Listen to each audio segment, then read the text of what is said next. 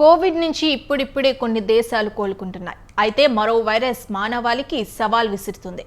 ప్రపంచ దేశాలన్నీ గడగడలాడిస్తోంది. గత కొన్ని నెలలుగా మంకీపాక్స్ ఆఫ్రికా దేశాలను వణికిస్తోంది. ఈ ఒక్క ఏడాదిలోనే 15,000 కేసులు నమోదవ్వగా 461 మంది ఈ వ్యాధి సోకి చనిపోయారు. ఇక ఈ వైరస్ క్రమంగా పక్క దేశాలకు కూడా వ్యాపిస్తోంది. గతేడాదితో పోల్చితే ఈ ఏడాది మంకీపాక్స్ కేసులు 160% మేర పెరిగినట్లు అక్కడి వైద్య శాఖ వెల్లడించింది.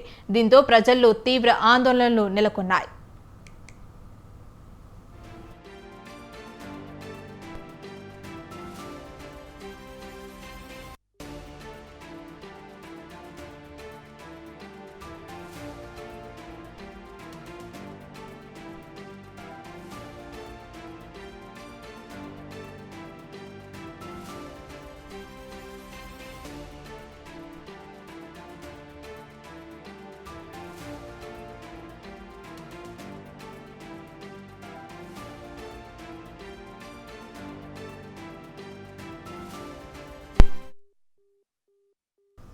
అయితే రోజురోజుకి దేశంలో మంకీపాక్స్ కేసులు పెరుగుతుండటంతో ఆఫ్రికన్ యూనియన్ హెల్త్ వాచ్డాగ్ ప్రజా ఆరోగ్య అత్యవసర పరిస్థితి ప్రకటించింది.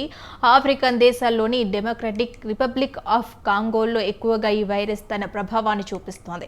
తాజాగా ఆఫ్రికా దేశాల్లో మంకీపాక్స్ వైరస్ వ్యాప్తి అత్యంత ఆందోళనకరంగా స్థాయికి చేరుకుంది.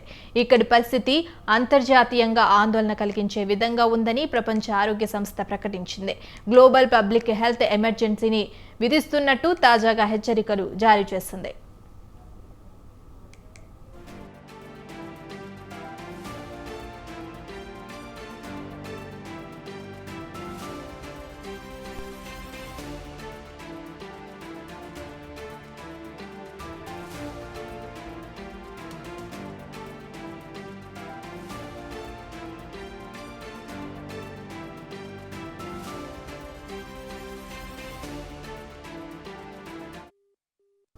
ఇక ఈ నేపథ్యంలో భారత్ సహా 196 సభ్య దేశాలు అంతర్జాతీయ ఆరోగ్య నిబంధనలు పాటించాల్సి ఉంటుంది.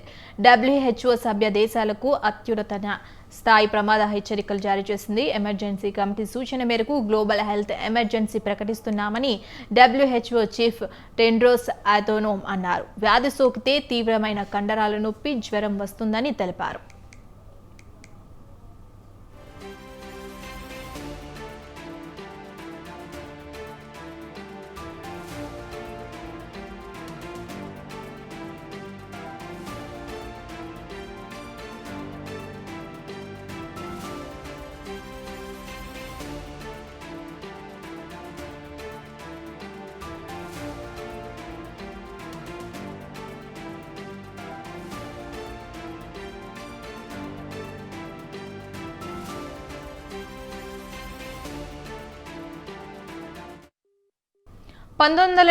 లో డెమోక్రటిక్ రిపబ్లిక్ ఆఫ్ కాంగోలో మానవాళ్ళలో మొదటిసారిగా మంకీపాక్స్ ని గుర్తించారు శాస్త్రవేత్తలు. క్రమంగా ఈ వైరస్ 2022 నాటికి ప్రపంచంలో ఉన్న సుమారు 100కు పైగా దేశాలకు వ్యాపించింది.